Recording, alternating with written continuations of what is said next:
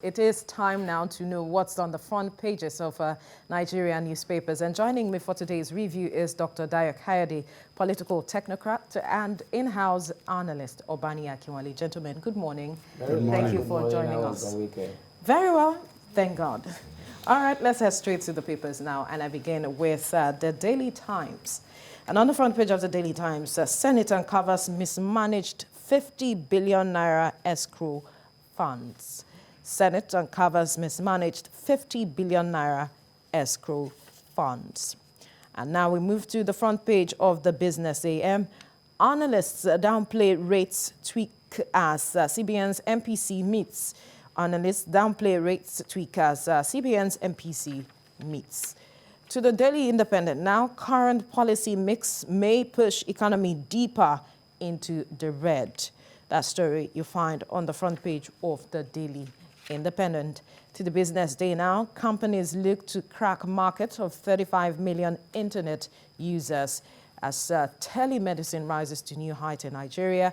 COVID-19 pushes providers' patients online. And to the front page of the National Economy, diaspora remittances. Experts back CBN's move to withdraw licenses of airing IMTOs. Experts back CBN's move to withdraw licenses of airing IMTOs. On the front page of the Blueprint now, as Akeredolu's quit notice expires today, Miyetti Allah members now leave in fear, fleeing Oyo mark ban. That story you find on the front page of the Blueprint. To the Leadership newspaper now, quit notice, Akeredolu refuses to shift ground as herders seek truce. And on the front page of the News Direct, Presidency steps into Ondo Fulani Herdsmen feud, seeks Southwest Governors Miyetti Allah Pali. You find that story on the front page of the News Direct. To the Nation newspaper now, red alert in Southwest as quit notice to herders expires. Governors to meet with Miyetti Allah in Akure over regions security. On the front page of the Punch newspaper, still talking about the same story, Igogon Fulani crisis. Town presents evidence alleges herders collected 50 million naira ransoms, raped 15 women. Monarchs, others present pictorial evidence of ransoms, deceased victims to government. Local government chairman, community leaders accuse Fulani leader of negotiating ransoms. Fulani herdsmen leaders beg for forgiveness, pledge peaceful coexistence with hosts. All right, move to the front page of the Vanguard now. Tension as Ondo governor's 7-day ultimatum to herders expires. This presidency drives peace talks between Southwest governors, Miyetti Allah. Police or your government delegation visit Igbarakba to broker peace between Fulani Igongon residents. Police vow to arrest culprits in violence, arson, arrest 3 suspected herdsmen in Ogun. Why Igbarakba residents rejected Fulani herders Sunday Igboho. More stories there on the front page of the Vanguard. To the Daily Sun now, as Southwest buzz over herdsmen's quit order, OPC IPOB Masab reply Miyetti Allah. Back Akeredolu Igboho on the quit notice or your attack worrisome AYCF. Police government delegation visit Oyo community to broker peace. To the Daily Trust now, despite importation ban, foreign rice floods Nigerian markets. Fear grips processors, growers want government intervention. We've seized thousands of bags, customs, nemesis catching up with millers, exports. And finally, on the front page of the Guardian newspaper, why herbal medicine not certified to contain COVID-19? NAFDAC insists on clinical trial of products. All right, gentlemen, before we go to one of the stories on the papers this morning, let's quickly look at one of the videos that made rounds over the weekend. A viral video of some Nigerians, about 600 of them, who are stranded in Saudi Arabia. The NITCOM boss, that is Abike Dabiri, has said that they will be brought home sometime towards the end of the year, I think the 28th and 29th. But you see about 600 of them lying down, covered in black nylon bags, and 600 saying that their papers and documentation had expired, and that the government of that country, there's nothing they could do, but the government of that country wants them out. I wonder what you made of that video, the situation. This is not the first time.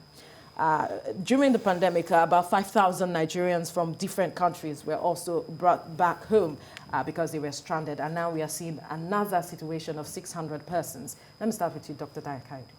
Yeah, you see, it has happened, no doubt about it. There's no way you can remove that happenstance again, 600 of them. But the question is, in this country, Nigeria, where we stay, don't we have foreigners?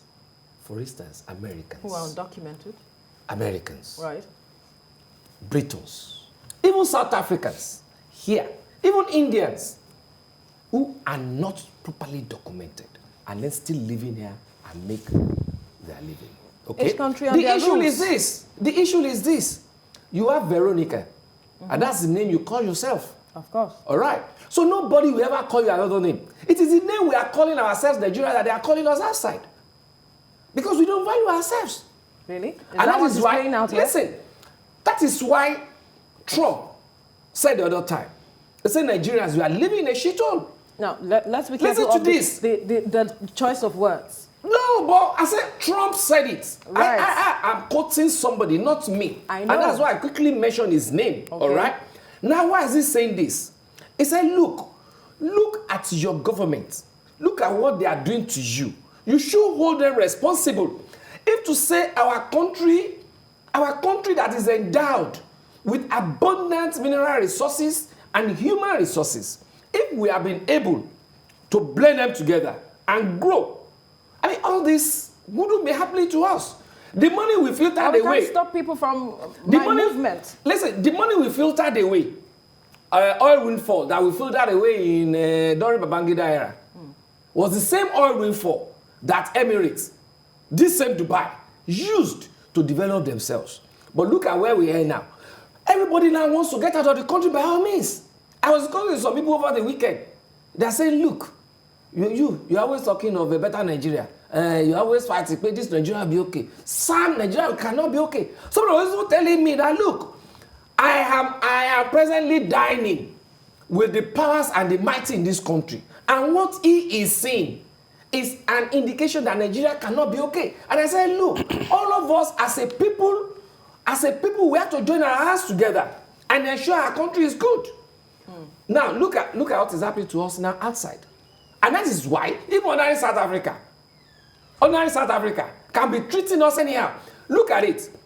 The House of Assembly, National Assembly said, you must not do this. I'm talking of some of these companies from South Africa now. You must not do this. And they are saying, are they not doing it?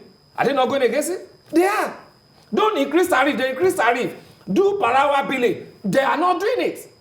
So they know that, look, there is nothing that they cannot do to Nigerians outside. If you can do this one to them inside. Look at the amount of money that Senate just uncovered. That's your first news. Yes. 50 billion.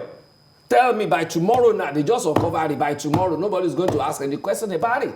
So why will 500 billion not miss tomorrow? Because they know that whenever anything happens, they just go there, settle, and nobody is punished. Right. Nobody be punished. So anybody who wants to go there, say, you go away with it too. So let's get Obaniyi. It is the name we are calling ourselves that they are calling us outside. Really? Sure. I wonder if you are on the same side with Dr. Dayo Kayode saying it is the name that we call ourselves. That is why we are seeing what is happening now. Let me start by saying there is this popular Yoruba adage that says, you say the man with the hunchback, that the load is carrying on his head is not straight. And the man said, you are only looking at the load on my head. What about the load on my back that do not allow me to stand straight? Right. So what I'm trying to say in essence is that what is our value system as a nation? You mentioned in your introduction and you said, don't we have he mentioned, that other foreign nationals like Indian, like Japanese, Chinese, that they are not documented and they're in the system. But I also agree with you that, yes, we do. But don't we also have a country whereby the supposed president of our country in external countries are not appointed until 1 year, 2 years? Don't we have our members at the Nigerian consulate offices, at high commissions, exploiting Nigerians to get Nigerian passports? Right. Don't we have the Nigerian in Nigeria that are sleeping under the bridges?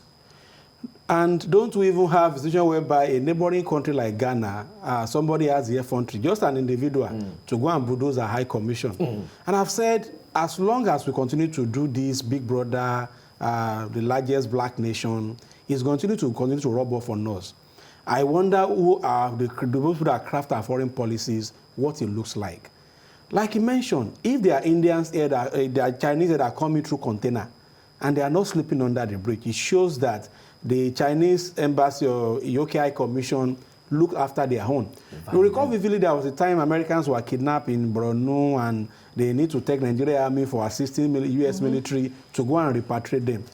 How many times have we even had our own people in trouble and we have the capacity to go and repatriate them? Give it to Abike Dabiri, the NIDCOM board. She's been doing a fantastic job. Absolutely. But nonetheless, what is the value system? How do we value life in Nigeria? Then, what is the body language of our leaders? What is the body language of our diplomats? Do they value the life of Nigerians in those countries? Absolutely is no. So, if at home you are treated like lesser than a human being, outside you don't expect to be treated like nothing like more than a shit. Apologies. So what we have seen happening in Saudi Arabia, you look at people as if you are in a cold room, people are like in bags, as in littered on the floor.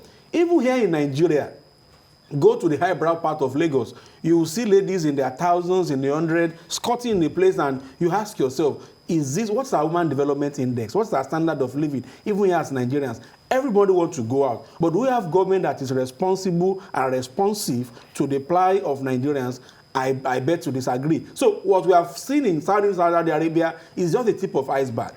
A couple of months ago, you read the story of a lady that is in Lebanon and the boss is maltreating. Yeah. Yes. What is the labor law in Lebanon? What is the job of why do we have ambassadors all over the world, and yet their purpose is to represent the state of the country? And even as close by as Benin Republic, you discover that the Gendam will start abusing you between Jiroko and Lagos. And you find out that your military, your personnel will not be able to do anything. They will say that's your problem. Just beside us here. And so it's just, so if it can happen in Africa, how much more will happen in Asia where they have laws?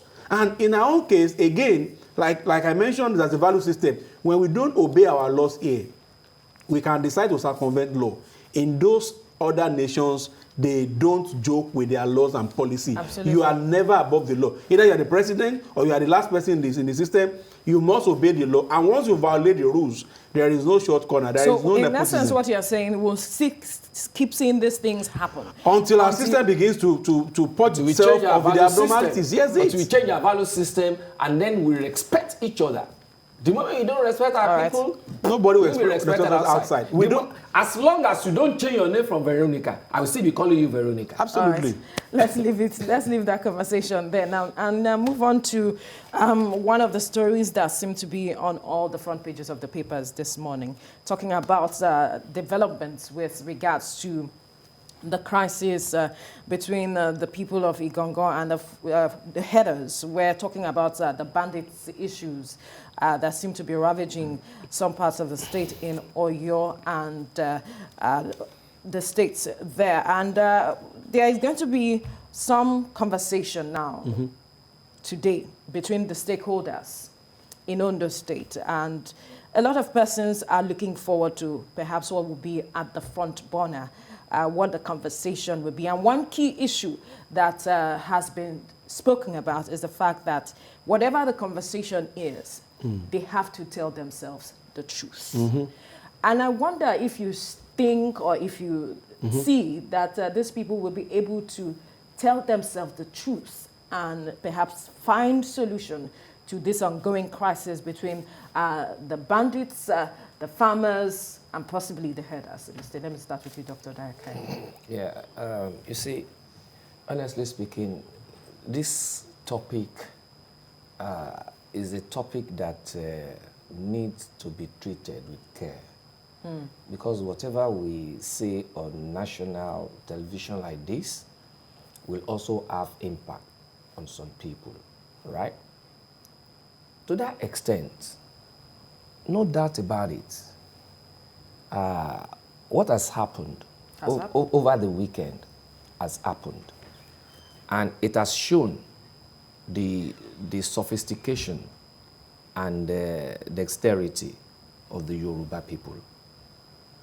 And I want to believe that it is always better to jojo than to war. Because I learned a lot of lessons from the last civil war in Nigeria. If only we had decided to end it through jojo without going to that war, so many things that were destroyed that today can still not be repaired. I mean, there's nothing anybody can do about that. Again, we lost a lot of souls, a lot of brilliant people, and all that. Again, you're going to see that some of my discussions, I always end it up with gap in believing the government by the people, because the government are not being too sincere with the people. All right? To that extent, government is involved in this discussion now. The herdsmen are also being involved. The people, the farmers, are also being involved. There's no doubt about it that if the truth are not being exploited here, the problem will continue. Now, what are the things that they're supposed to look at? Number one, they got to understand that the real Fulanis that I grew up to know, they are peaceful people. The elders. In the morning when we're growing up, when they are going with their cattle, we always greet them, we joke with them, and when they are coming back in the evening, they give us, we call it wara. Then, you know, then you see these egrets on their cattle. We play with all those egrets and all that, you know, peaceful people. But unfortunately, along the line, there was a breakdown in between, because some of them now started carrying AK-47. Who are those giving them that AK-47? The Miyetti Allah itself must come up to let people know that they are all Fulani. Right. The elders, they always go with sticks and not with AK-47. So those people carrying AK-47 must be identified. All right. Two, quickly, why are they destroying people's farms and at the same time maiming, killing, raping women? Okay, because in those days it hasn't been like that. It hasn't been like that in those days. Criminal elements. That's what I'm saying. Right. They must be able to fish as this TVC is now. Right. You know yourselves.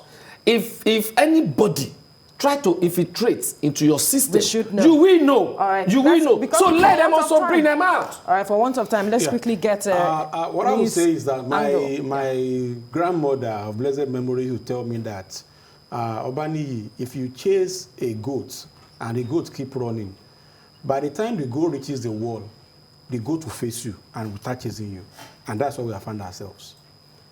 We have advocated severally that this is not how federal system is being run.